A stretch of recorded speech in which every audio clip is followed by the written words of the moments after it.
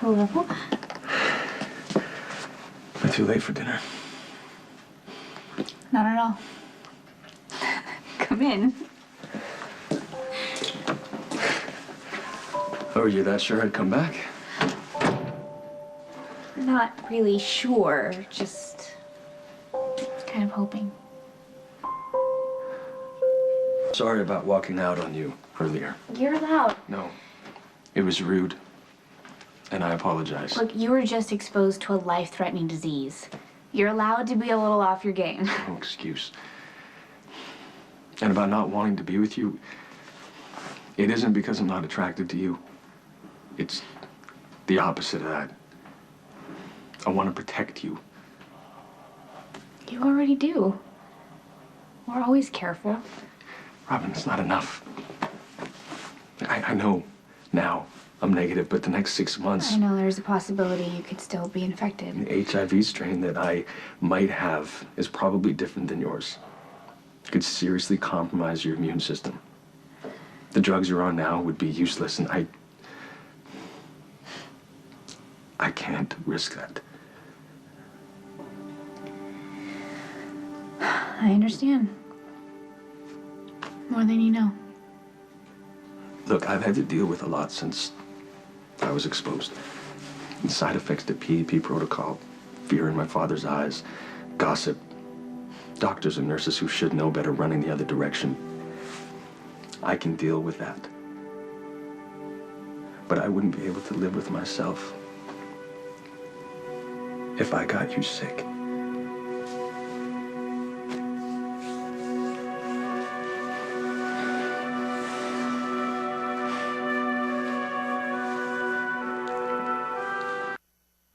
When I first found out that I was HIV positive, Stone was already dying. I assumed that I would live a few years at the most. How long was that? That was in 1995. Before the cocktail. But HIV was still considered a death sentence. To me, anyway. I mean, I had assumed that I would never have sex with anyone ever again. That was a given. But you know, I really didn't mind it all that much. I had experienced the best, deepest kind of love with Stone. And most people never get to experience that for their entire life. I never would have thought that I lived this long, much less have a career as a doctor or, you know, not to mention a sex life.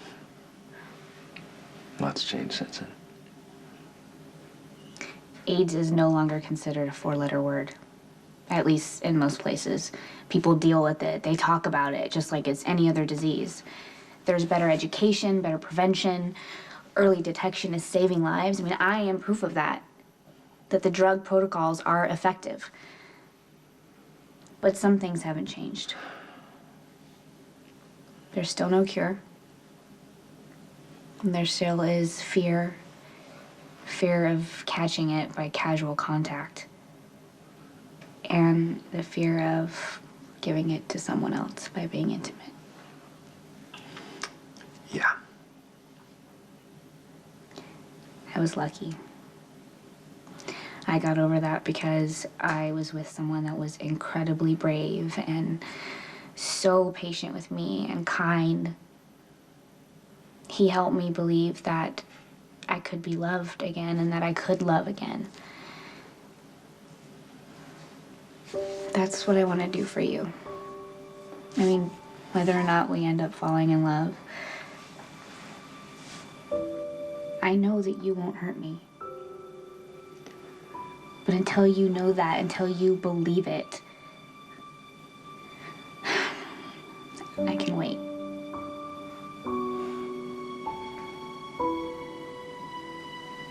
Amazing. It's about time you figured that out.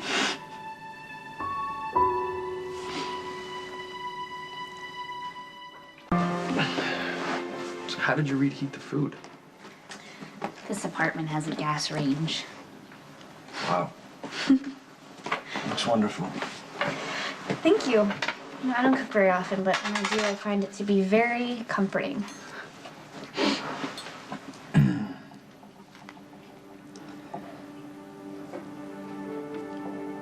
mind if I get this to go?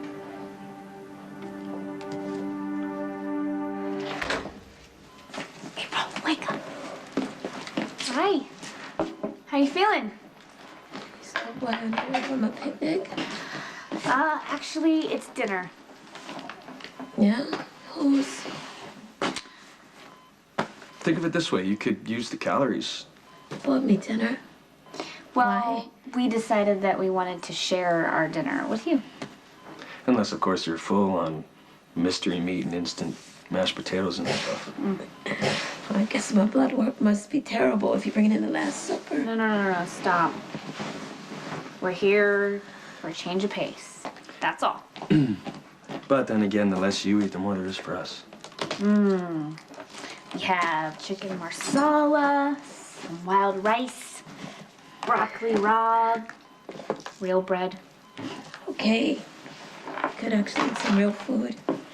But it's obvious that the two of you have a hot and heavy romance going on, so why would you want to have dinner with the AIDS patient? Because I'm starting to realize what you're going through. You don't whine. You just get tough. You don't complain about anything.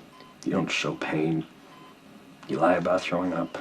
Yeah, unless someone gets on my last nerve, then I barf all over them. That's a good point. Keep your sense of humor.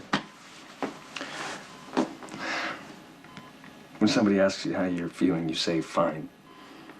Because really it's none of their business. That's right. But then you gradually stop socializing. Stop returning phone calls. You go to work. That's it.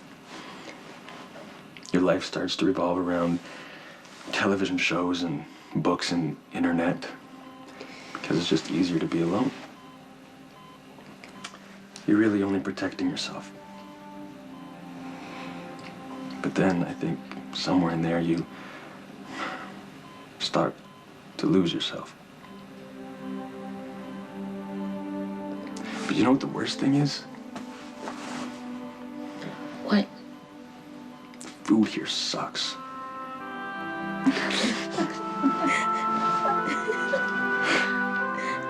You can't. So if the whole doctor thing doesn't work out, you could always be a chef. Yeah, where'd you learn to cook like this? Well, I lived in Paris for a little while, so I learned to appreciate really good food. I took the time to eat really well. Well, not every day. I did have a lot of meals alone, but besides that, that's why this meal is so special. Because of the present company and because of what we have in common. Yeah, don't remind me. You know, as terrible as this disease is, there is this strange kind of benefit. We have the opportunity to cherish every single day. Nights like this mean more. Food tastes better. Except for at the hospital, because like I said, the food here sucks. It's so true. See, and we can find humor in almost anything. I've learned to give myself the little things. Especially the little things. To the little things. Small acts of kindness, random or otherwise. To this moment.